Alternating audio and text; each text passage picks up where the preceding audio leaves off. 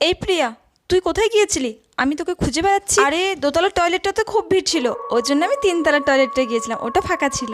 হ্যাঁ, তুই ওই তিনতলার টয়লেটটায় গিয়েছিলি? তুই জানিস না ঘটনা ওটা কেন ফাঁকা পড়ে থাকে? আমি তো জানি না কিছু। কি ঘটনা? তুই জানিস আমাদের কেয়ারটেকার দাদার বাড়ি ছিল গ্রামে। উনি ওনার বউ আর ছেলেকে নিয়ে এসে ওই তিনতলার রুমে ছিল।